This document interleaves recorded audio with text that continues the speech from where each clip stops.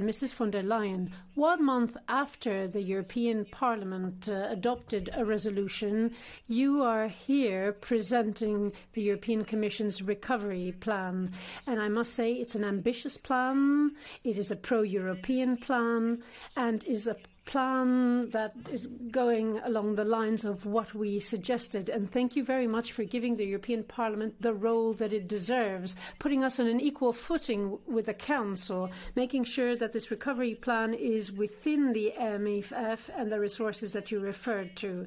Secondly, we have community debt, the issuance of bonds by the European Commission that will allow member states to get fair financing to extricate themselves from this crisis. It is clear that something has changed. Some of the proposals that you put forward and that have been supported by some member states would have been unthinkable a few weeks ago. So many member states understand how much is at stake. Let me tell you what is at stake: the future and the credibility of the EU project.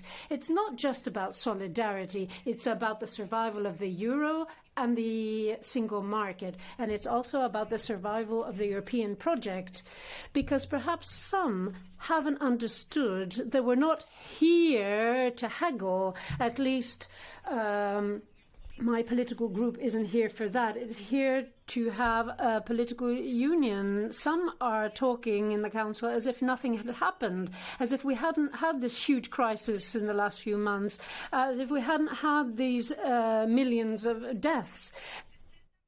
We're talking about 60 million jobs that were in jeopardy, as if we didn't know that this crisis is going to lead to a terrible crisis, with the EU economy shrinking 8% this year. So if this isn't pushing us to act, then I don't know what some are waiting for. It is the moment of truth. The time has come to put our cards on the table. We want to continue building a political union because this goes beyond solidarity, and because we must assume that in this chaotic world it is worthwhile defending the EU. COVID is a symmetrical crisis with asymmetrical impact. The EU has to correct these asymmetries. We have to look at that. But what is not acceptable is to say that we want a common project, but we let some member states aid their businesses, while other businesses in other member states are left to die off because of a lack of resources. So either we all make it or no one makes it. And if there are those in the Council who don't believe in European solutions and convergence, then what they should do is at least stand back and not halt those who want to move forward in Europe. Let us be frank, it's not about throwing more money at this, it's about making progress on a European level. And that is why the Council should change the procedure necessary so that we can adopt the MFF by QMV and not unanimity. We have 23 pro-European countries, and yet they're held hostage by 4 countries who prefer national solutions. This shows a complete lack of solidarity. This is so short-sighted. It's short-sighted because all you need to do is look around and to realize that multilateralism is at risk and we need global governance. The time has come to strengthen our social pillar and protect those who most need it. That is why I'm thrilled that you have the child guarantee in this fund and plan.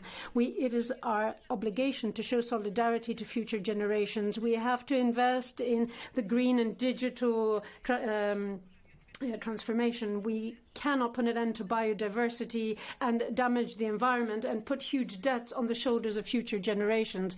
That is why, Mrs. von der Leyen, you have to stick to this European semester. We have to look at the issue of fiscal consolidation. We cannot put conditions that will lead to pensions being cut. We need environmental sustainability and social sustainability. The future that we're building together has to be backed by protecting the rule of law and backing the rule of law. Ladies and gentlemen, we have to assume our responsibility. Mrs. von der Leyen, you have just seen that the European Parliament is an institution that wants to work in the interest of citizens. Now it is your task to convince our friends in the Council. Stand firm, be ambitious, and we will stand by your side. We owe it to the future generations of the EU. Thank you very much.